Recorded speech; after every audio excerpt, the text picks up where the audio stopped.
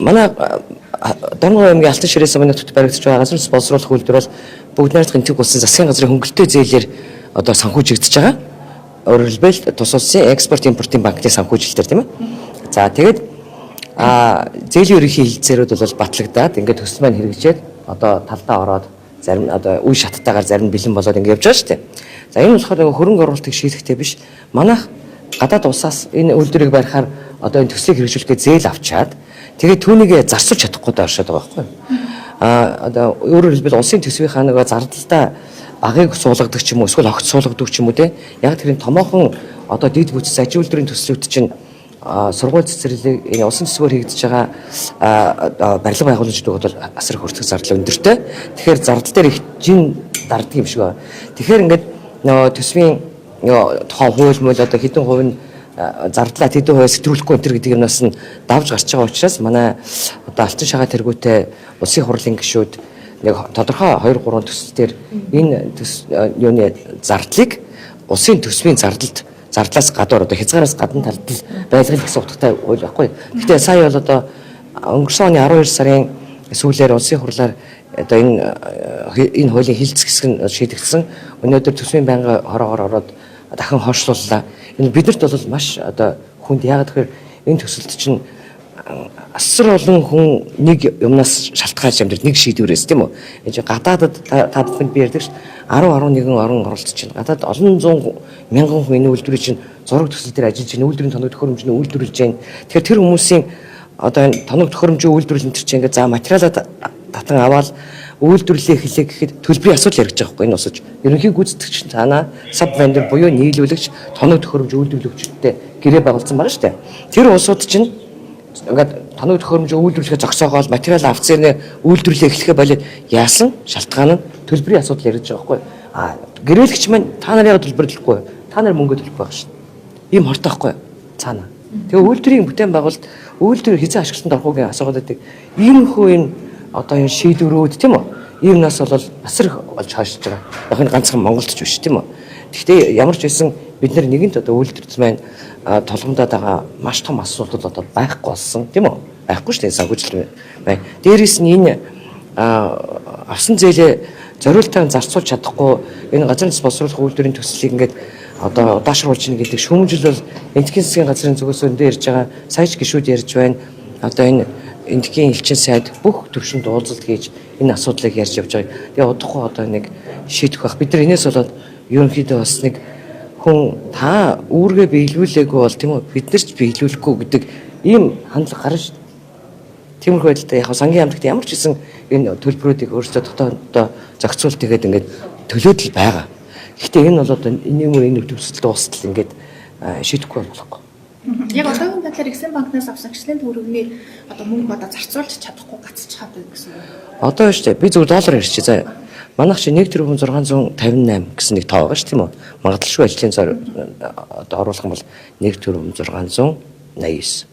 За тэгэхээр одоо аваад зарцуулсан байгаа нь болохоор 450 орчим тийм ээ 480. Тэгээ нэг 1.1 орчим тэрбум долларын асуудал байна. Тэгэхээр одоо яагаад ингэж ийм их мөнгө нь үлдсэн юм бэхээр энийг би тайлбар хийж бодож байна. Үйлдвэрийн ямар нэгэн томоохон дэд бүтц аж үйлдвэрийн одоо ингээд бүтээн байгуулалтыг хийх юм бол инженерчлэл гэдэг ажил хамгийн их цаг авдаг тийм. Тэгсээр нь төлбөр нь бага. Нийт одоо нэг EPC гэрээ гэж үзье тийм үү? EPC гэрээ $100 үнэтэй бол $5 нь тэр удаан хугацаанд үргэлжилдэг инженерийн ажил зарцуулагддаг. 60% нь одоо энэ тоног төхөөрөмж байхгүй байгууламжууд 35% барилга угсралтад зарцуулж байгаа. Тэгэхээр энэ инженерийн удаан хугацаанд үргэлжилдэг гэрнэ өртөг зардал багтай жин баг дарж байгаа ажил чинь өөрөө энэ тоног төхөөрөмжийг үйлдвэрлэх үндэс нь тийм үү барилга угсралтын үндэс нь байхгүй. Тэгэхээр одоо яг энэ манай газрын боловсруулах үйлдвэр маань энэ тэр нэг хугацааг шаарддаг өртөг зардал бага шаарддаг хэсгээс гараад бүтээн байгуулалт руу орж байгаа байхгүй. Тоног төхөөрөмжийн захиалгууд бол зөндөө игдсэн. Одоо нөгөө 60% жин таардаг. Манайх тэр EPC буюу инженерч худалдан авалт барилга угсралтын гэрээгээрээ тоног төхөөрөмжийг үйлдвэрийн талбайд нь ирэхээр мөнгө төлөх гэрээд байхгүй. Тэгэхээр тэр гэрээлэгч маань өөрөө тэр юугаа бол 10% нь бол одоо өөрчлөлтийг бид нэр өгдөг. Тэд нэр өөрсдөө төлөөд бэлэн болгоод тээвэрлээд ер нь ихэнх одоо ган тоног төхөөрөмжүүд байгууламжууд энтхийг үйлдвэрлэгдэж байгаа ш та бүхэн мэдж байгаа. За хэдийгээр гадаадын патенттэй ч гэсэн тийм үү одоо байгууламжуудын бит корпус энтхийг үйлдвэрлэж байгаа байхгүй. Нарийн яг зайлшгүй лиценз эзэмшигч зайлшгүй одоо тэр компаниас авах хэрэгтэй гэсэн би. Тийм үү одоо тоногдохоор технологи хөгжүүлэгчээс авах хэрэгтэй гэсэн би. Тэгэхээр бид нар яаж тэрвэрлж ирж байгаа вэ? Энтхийн одоо баруун хэсгийн хот болох Мумбай гэдэг Арабын тэнгис одоо тэр Хормузын хоолойгоос ч ойрхон шүү дээ.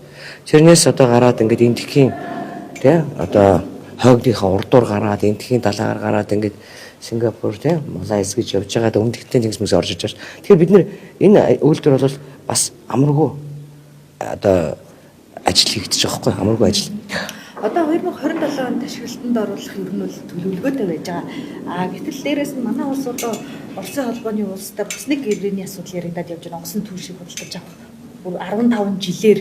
Тэгэхээр энэ одоо ямар асуудал үүснэ гэж үү? Би одоо энэ гэрээ хэлцээт бол огт оролцоог мэдгүй өөрөө одоо телевизийн мэдээгс харсан.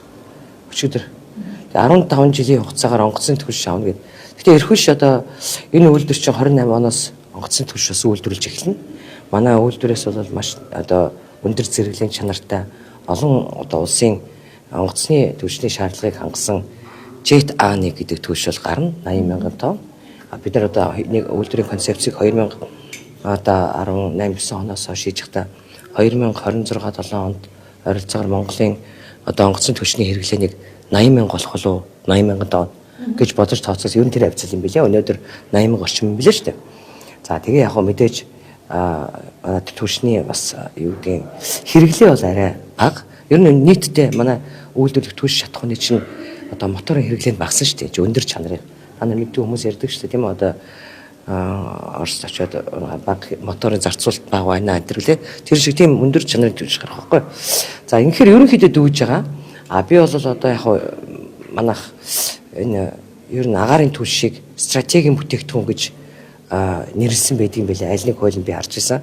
Тэгэхээр энэ агаарын түвшээ бол одоо бас Оросын холбооны улсаас яг авахтаач гол нь би тэрийг тэр түвш шатхуунаа цэнгэлдэг тэр байгууламжийг Оростой хамтарч эзэмших гэж байгаа болов гэж бодож байна.